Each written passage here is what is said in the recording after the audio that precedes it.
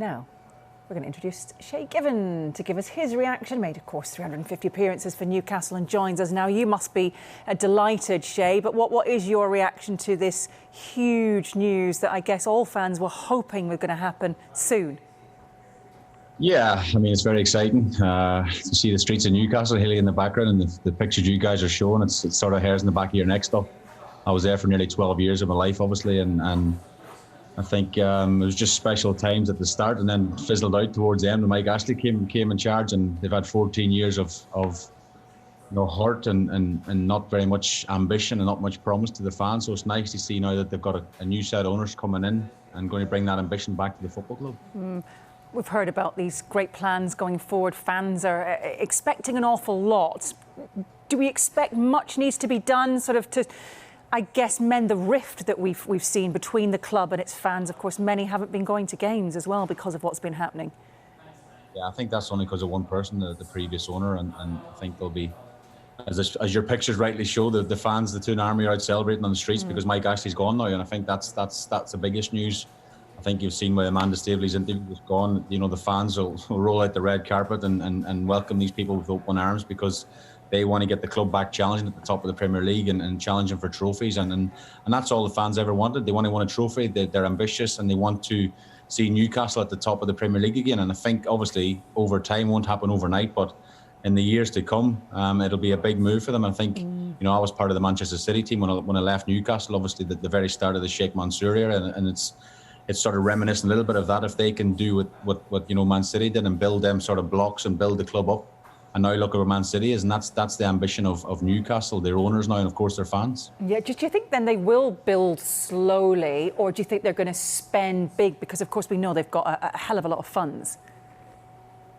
Well, obviously the financial fair play that Amanda just mentioned as well, they have to take that into consideration, of course. But you know, I think the fans would love to see a few big signings in January.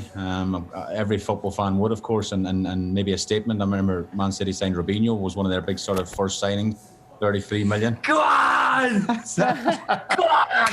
Sorry, my son's just come in there wrecking the interview, but he was born in Newcastle, so he's got his Newcastle top back on and celebrating the takeover. He was born in the RVA, which is a stone's throw from St James's Park, so he's badly excited, but his attitude is probably similar to all the fans in Newcastle tonight. They're just excited and happy that it's gone through now, because I think, as Amanda says, it's been a long process, and maybe other owners would have walked away from the deal because they've had so many hurdles to get over, you know. So it's just a relief, I think, to everyone connected to the club that actually the deal's gone through and the fans can dream again, and it's exciting times. What about the future, though, for Steve Bruce? Goodness me, we heard from Amanda. She actually wouldn't be drawn on Bruce's future. You'd think if he was going to be staying in charge, she would have said that. She said she did speak to him at tea time. She spoke to the club captain as well. What's your gut feeling as to what's going to happen here? What needs to happen? Well, I don't know. It's probably unfair on Steve Bruce tonight, you know, because, and maybe unfair on everyone. I think they should focus on the takeover and what's happened now. And Steve Bruce's future will be sorted out in the next few days, I think, as Amanda's just said a few minutes ago on your show. But, you know, it's when a new owner comes in, the problem is they always want to bring their own managers and their own staff in, you know. So Steve will have one eye over his shoulder to see what the future holds, you know. But I think one of Steve's biggest problems as well, obviously, because of Mike Ashley brought him in, and you know, the fans' relationship with the previous owner was just totally broken. So whoever worked sort of under him was kind of like no one would take on board, you know. So it's a very difficult job that Steve has. I think it'll be an interesting couple of days ahead now. Obviously, as they've said, the international break's on. It's a good time at the minute, so it's a good time to get, you know, their cards in order for the Tottenham game, you know, the next Premier League game. So I think it's a tough one for Steve. You know, Steve's obviously a Geordie and loves the club as well, you know. So it's not been an easy job for him.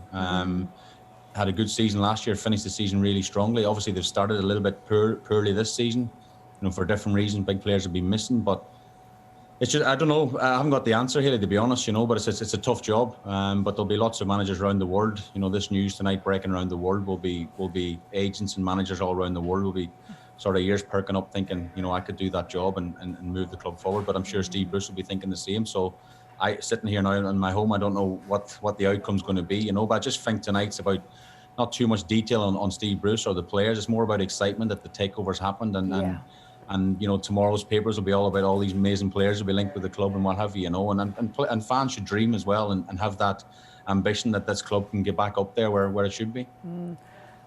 Who would you like to have as Newcastle manager? Oh, some question that.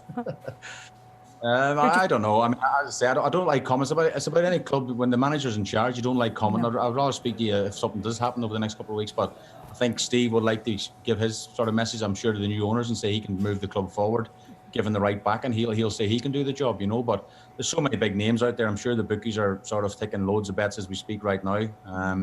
You know, somebody like Conte will be probably on the lips of people, and other big name managers. Mourinho had, you know, a strong relationship with Bobby Robson, of course, going back years ago. But I don't know, there'll be so many big names linked with the job now, and it's a little bit unfair on Steve because he's still, you know, the manager of Newcastle United. So you should give him that respect and see what happens. And I'm sure the new owners will make an announcement when the timing is right. Yeah, absolutely.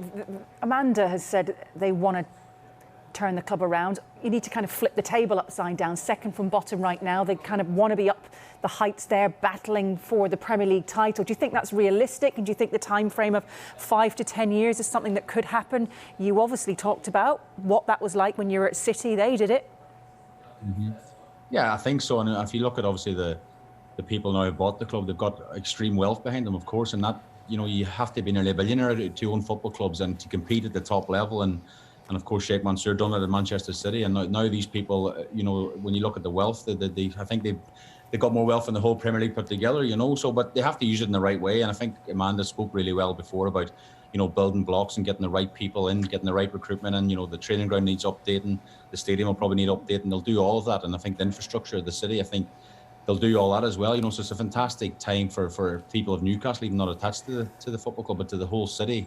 You know, I'm sure everyone at home in Newcastle tonight are having a semi-party and the house party with their family and friends, thinking, you know, this is great for the city. But the fans, the football fans, you know, you can see whether you by your pictures how excited, how overjoyed they are tonight about this great news. Yeah, and we saw it, didn't we, as well, from your son. I just hope he wasn't wearing his trainers when he jumped up onto the sofa. Probably was, yeah, probably was.